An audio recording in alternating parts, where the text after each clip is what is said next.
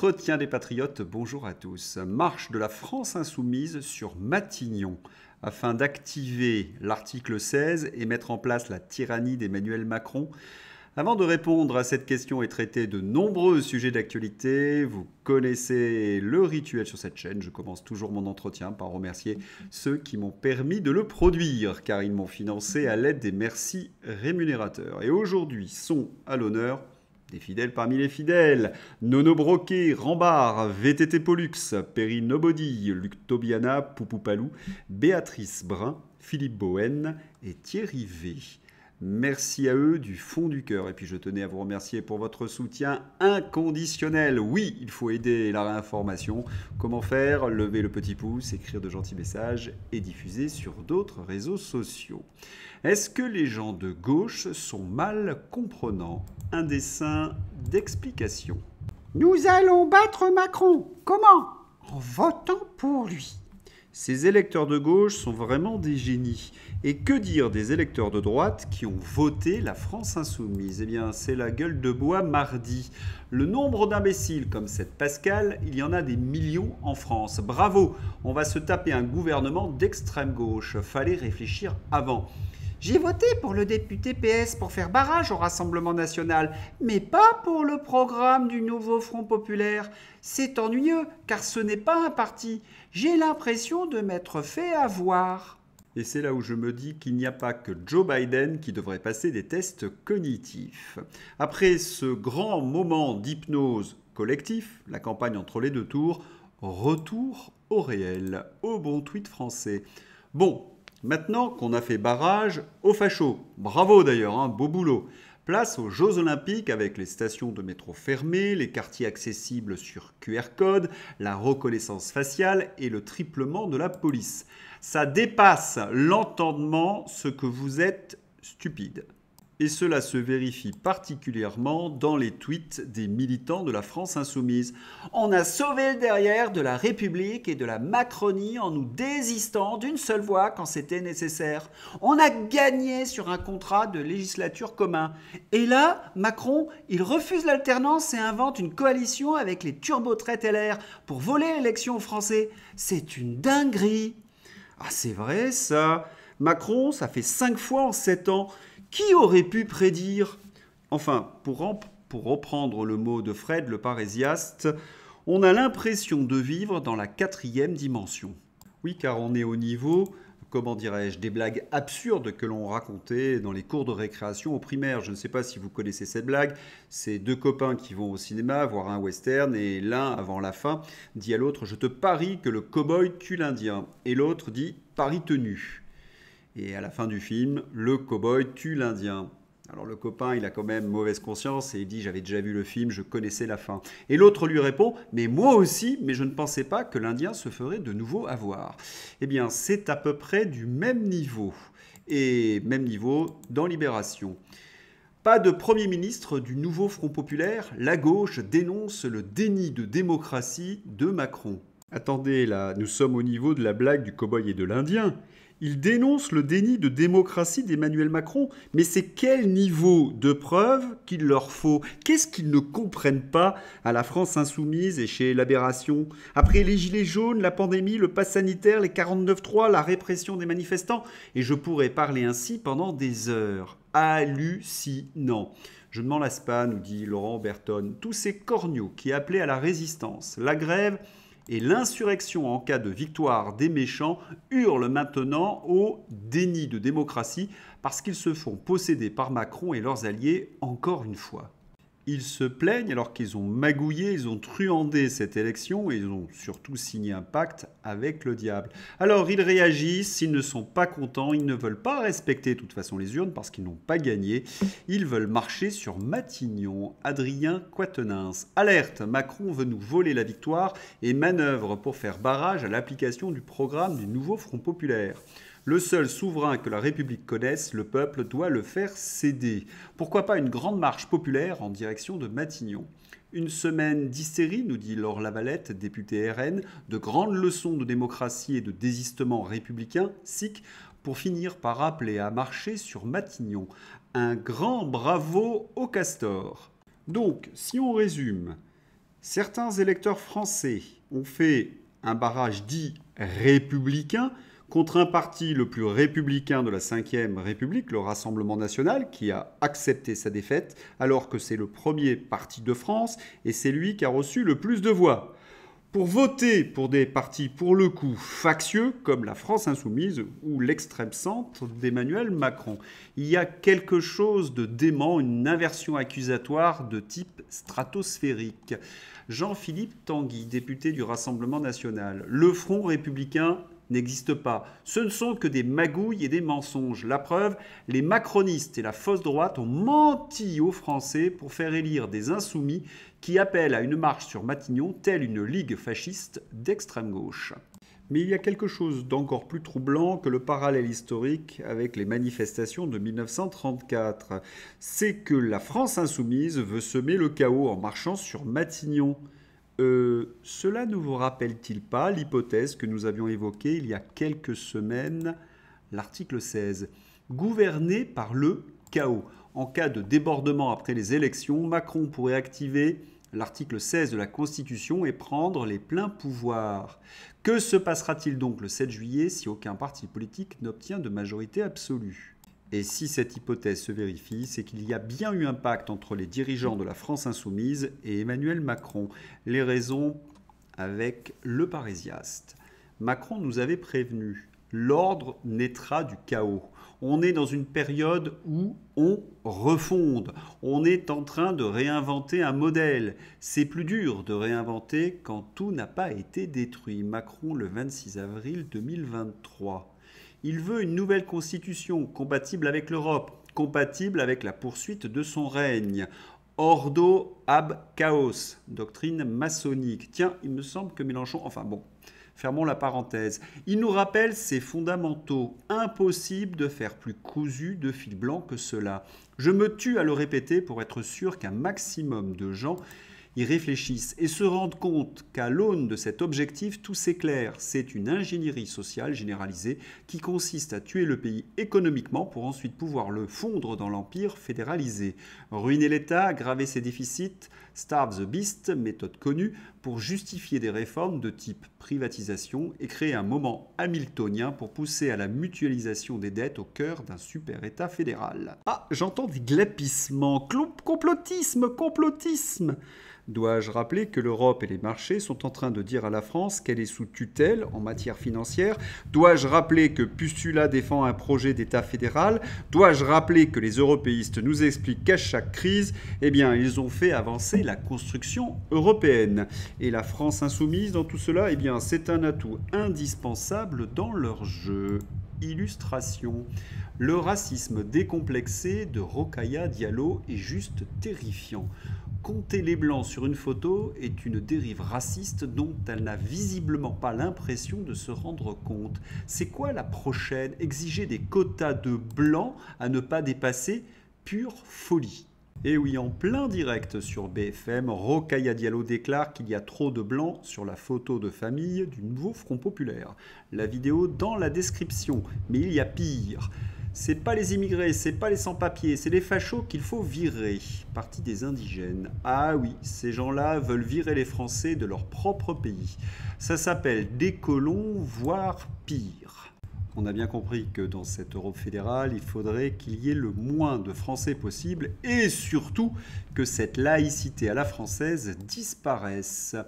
Enzo Morel, le député du nouveau Front populaire, la France insoumise de Paris, veut abroger la circulaire interdisant le port de l'abaya à l'école. Tous les Français attachés à la laïcité qui ont voté pour les islamo-gauchistes sont faits cocus en moins de 24 heures. Quel désastre! Et lorsqu'on parle des amis de Raphaël Arnaud, cela se passe presque de commentaires. Toulouse, 5 membres d'un groupe Antifa proche de Raphaël Arnaud, mis en examen pour violence et trafic de stupéfiants. Pendant les perquisitions, le raid a découvert 20 kilos de stupéfiants, des téléphones cryptés et 12 000 € en liquide. Et dire qu'il y a une semaine, tous les médias expliquaient aux Français qu'il fallait faire barrage au mal absolu, le Rassemblement national, et ne pas hésiter à voter la France insoumise. Ironie, ironie. Et pendant ce temps-là, François Bayrou vient de réinventer le fil à couper le beurre. François Bayrou appelle à une entente qui va de la gauche hors la France insoumise jusqu'à la droite hors RN. Incroyable, Bayrou vient d'inventer l'AREM. Mais il faut bien rappeler ce que c'est que l'AREM. C'est l'union des membres de différents partis qui sont d'accord sur rien sur le plan idéologique, mais qui se mettent d'accord pour obtenir des ministères. Des traîtres caricaturaux, et nous en avons un très beau spécimen avec Fabien Roussel, qui, dans une conversation téléphonique avant les élections, explique qu'il va trahir les membres de la France insoumise. Oui, un traître XXL. L'extrait est dans ma description, si vous l'écoutez, vous entendrez donc Fabien Roussel expliquer à son interlocuteur ou interlocutrice qu'il négocie avec Darmanin et Olivier Véran une entrée dans le futur gouvernement. Fabien Roussel, un traître XXL. Le mot de la fin pour cette séquence élection à Dominique Régnier. Le Rassemblement national représente désormais près de 80% des votes de droite. Autant dire que le Rassemblement national, c'est la droite. Mais alors, le barrage républicain devient un barrage contre la droite, orchestré par une gauche et l'extrême centre, qui n'ont jamais été aussi faibles sous la Ve République. Très juste, rubrique Covidisme. Anthony Fauci élevé au grade d'officier de la Légion d'honneur. Florian Philippot, hier à l'ambassade de France aux États-Unis, notre ambassadeur a fait d'Anthony Fauci un officier de la Légion de déshonneur. Oui, de déshonneur, quelle honte. Fauci est sous le coup d'une enquête du Congrès américain. Il a menti sous serment. Mais alors, pourquoi une telle distinction ? Eh bien, c'est simple, Véran a perdu dans les urnes. Il a été puni par les électeurs français. Eh bien, Macron nous envoie un message. Oui, c'est son style à se déséquilibrer. Quant à Florian Philippot, il se bat contre Pustula. Je suis devant le tribunal de Liège. J'apporte vos nombreuses attestations, puisque j'ai rendez-vous avec le juge Freinet dans l'affaire du Pfizergate. Nous avons porté plainte au pénal contre Ursula von der Leyen dans cette affaire très grave de SMS échangés avec le PDG de Pfizer. Et vous avez été nombreux à nous apporter vos témoignages de victimes, de proches de victimes, de travailleurs suspendus, tout simplement de personnes attachées à la transparence, à la vérité. Et ça va conforter le juge dans son enquête. J'ai rendez-vous avec lui là maintenant. On est le seul mouvement politique français à avoir porté plainte au pénal. C'est assez hallucinant d'ailleurs, mais on est conforté par du monde qui est derrière, ça je le sais. Et donc je vous donne rendez-vous tout à l'heure. Bravo à Florian, message de Silvano Trotta. Vous pensez ce que vous voulez de Florian Philippot, mais c'est le seul qui nous aide au quotidien. Oui, le seul. Bravo à Florian Philippot et aux Patriotes. Coup de gueule d'Idriss Aberkane. Il est bien regrettable que les dirigeants du camp national, lors de cette dernière campagne des législatives, aient ignoré la presse alternative. C'est une des conclusions qu'ils doivent tirer, absolument intégrer aujourd'hui dans leur plan de communication, cette presse alternative. Ces médias citoyens, comme le rappelle Idriss Aberkane, qui parlent à des millions de personnes beaucoup plus concernées, qui ne regardent plus BFM, LCI, TF1 ou France Télé, et pas seulement les jeunes. Et plus encore, quand on voit que cette farce de Front républicain, parodie de démocratie, a permis à ses candidats dans certaines circonscriptions de l'emporter à quelques centaines de voix près. Analyse très lucide d'Idriss Aberkane, j'ai presque envie de dire, comme d'habitude. Et puis le camp national doit absolument militer pour que certaines pratiques disparaissent. Elon Musk. Les machines à voter électroniques et tout ce qui est envoyé par courrier sont trop risqués. Nous devrions imposer le vote sur papier et le vote en personne uniquement. Et il faut également ajouter le vote par Internet. Lorsque vous votez par Internet, votre vote est enregistré dans la machine. Autrement dit, certaines personnes très mal intentionnées pourraient savoir pour qui vous votez. Dans un monde de contrôle, imaginez les conséquences. USA, Joe Biden, titre du Figaro, raideur, chute, regard figé, épisode de confusion. Joe Biden souffre-t-il d'une maladie neurologique ? Ça y est, la presse aux ordres reprend des analyses de la presse de réinformation qui étaient développées il y a déjà plusieurs années. Ce n'est donc vraiment pas un scoop. La presse aux ordres finit par accepter ce que les Américains ont vu depuis des années. Mais il y a quelque chose d'intriguant dans cette campagne contre Joe Biden, parce que cela vient du New York Times, c'est-à-dire le journal officiel du Parti démocrate. Un expert de la maladie de Parkinson s'est rendu à la Maison-Blanche 8 fois en 8 mois, de l'été dernier jusqu'au printemps, selon les registres officiels des visiteurs. L'administration a déclaré que le président Biden ne présentait aucun signe de la maladie. Pour bien comprendre cette histoire, on affirme que c'est le clan Obama qui dirige cette attaque contre Joe Biden. Et oui, le clan Obama aimerait bien récupérer la Maison-Blanche. Et puis, il y a une crainte chez les démocrates. S'il n'y a plus de donateurs pour leur parti, eh bien, c'est la fin. Et Joe Biden s'accroche. On a l'impression qu'il y a eu une réponse de Joe Biden à Obama. Mike McCormick, ancien sténographe de Joe Biden, affirme que Joe Biden a fait chanter Barack Obama en menaçant de révéler le mode de vie gay présumé de l'ancien président. Alors, est-ce une rumeur, une théorie du complot? Est-ce que c'est une menace contre le clan Obama? La seule chose qui est certaine, c'est qu'ils sont en train de se dévorer entre eux. Une bonne nouvelle, et si vous voulez savoir d'où vient cette information, je vous mets la vidéo de l'extrait dans ma description. C'était donc McCormick au micro d'Alex Jones. BRICS. L'Arabie Saoudite a menacé de vendre massivement des milliards de dettes de l'Union européenne si les 300 milliards d'actifs russes sont saisis par le G7. Les avoirs du Royaume en obligations françaises et en euros pourraient s'élever à des dizaines de milliards d'euros. Cette menace est prise très au sérieux par les autorités européennes.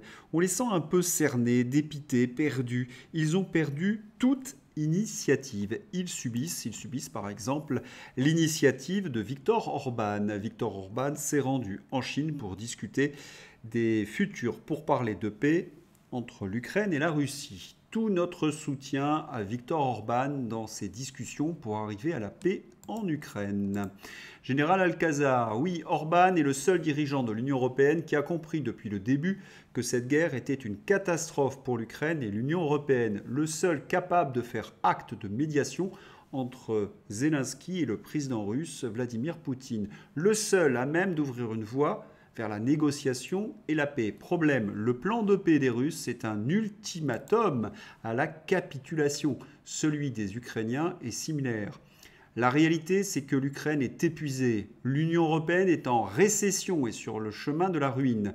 La Russie avance patiemment sur le terrain et la Russie est en croissance économique. Il est temps d'arrêter le massacre. Et d'autant plus, comme je vous l'ai montré avec l'initiative du Premier ministre saoudien, les BRICS lancent des ultimatums à l'Union européenne. Oui, il serait temps d'arrêter le massacre.